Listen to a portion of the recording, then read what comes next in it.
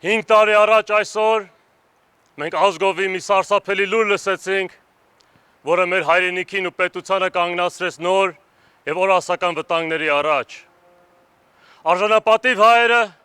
ովքեր ապրում են պարտականության ու հայրենասիրության մեծ զգացումով, չեն կարողանում մոռանալ այն օրը, որը կարծես թե մեր իրականությունը գլխիվայր շուռ տվեց։ Այն մեր հիշողության մեջ վառ է մնացել եւ ամեն անգամ հիշելիս մեր մեջ զայրույթ է առաջանում, որովհետեւ այդ օրը եղավ այն օրը, երբ մենք հաղթանակած ազգից դարձանք պարտված ազգ եւ հաղթական մտածելակերպ կրելուց նորից սկսեցինք կրել պարտողական մտածելակերպ։ Արցախյան ազատագրական պատերազմի հաղթանակից հետո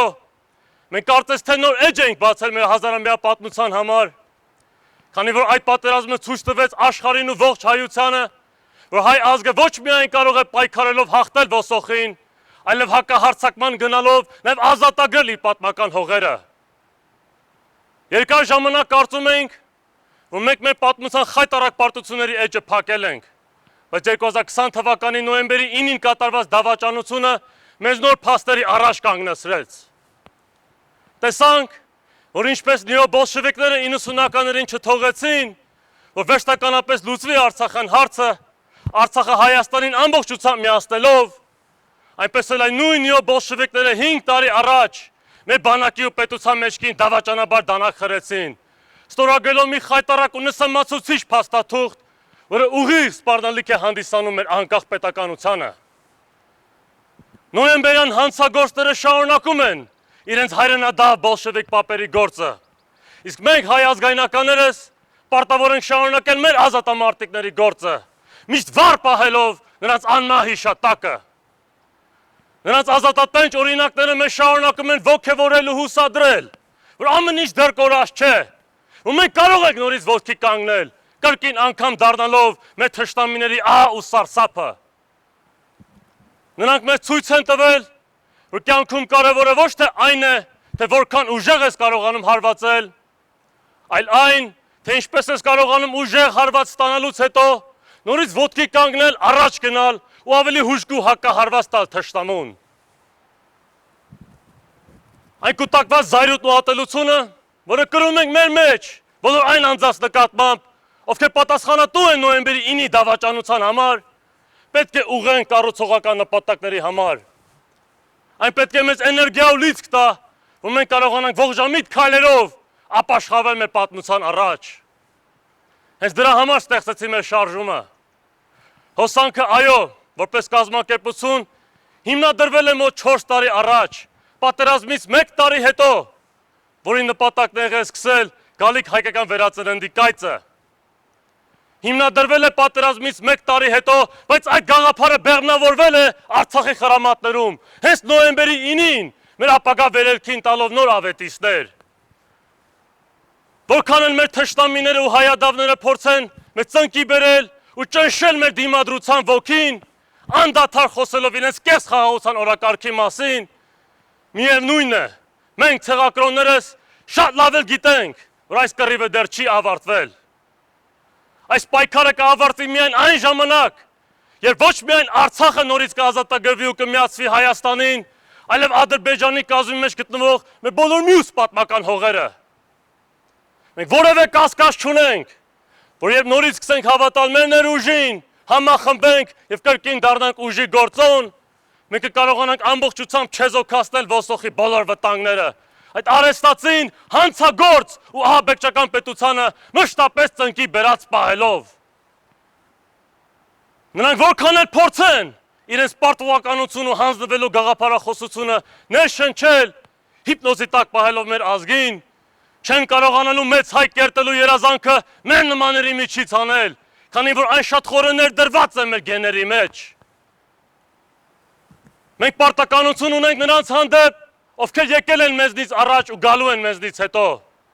Այդ երազանքը մենք ժառանգել ենք մեր հերոս նախնիներից ու փոխանցելու ենք մեր ապագա սերունդներին, մինչև այն իրականություն դառնա։ Բոլոր նրանք, ովքեր քաջաբար զոհվել ու հերոսաբար նահատակվել են 44 օրյա դավադիր պատերազմում, ոչ միայն չեն մոռացվելու, այլև մեր վճռական պայքարից բխած գալիք ազգային պետությունը կերտվելու է նրանց հիշատակի համար եւ նրանց արունով են ջրվելու մեծ հայկի վերականգնման սերմերը։ Շատերը մեզ կհամարեն երազող, ռոմանտիկ կամ ֆանատիկ, երբ մեր շուրթերից նման բաներ են լսում, բայց մենք ընդհանրապես ոչ մի խնդիր չունենք դրա հետ։ Ավելի լավ է այդպիսին լինենք, քան մուրացող, վախկոտ, խղճուկ, ստրկամիտ ու դավաճան։ Մենք պարտավոր ենք կրել նույն հայամետ մտածելակերպը, որը մեր ազատամարտիկներն են կրել եւ որով հաղթել ու ազատագրել են Արցախը։ Նրանք նահատակվել են, մահացել են, բայց նրանց գաղափարն ու ոգին չեն մահացել ու չեն էլ կարող մահանալ։ Ոսոխը կարծում էր այս պատերազմով կարող են սպանել մեր պայքարի ոգին, վերացնել մեր վաղեմի երազանքը եւ թերթել մեր պատմության վերջին էջը։ Սակայն նրանք գաղափար անգամ չունեն եւ փորձում են այդպես վարվել, իրականում հակազդեցություն են առաջացնում, որովհետեւ հենց այդ պահից կերտում են նոր ու ավելի վեհ պայքարի, նոր ու ավելի մեծ երազանքների, նոր ու ավելի փառավոր ապագայի սկիզբը։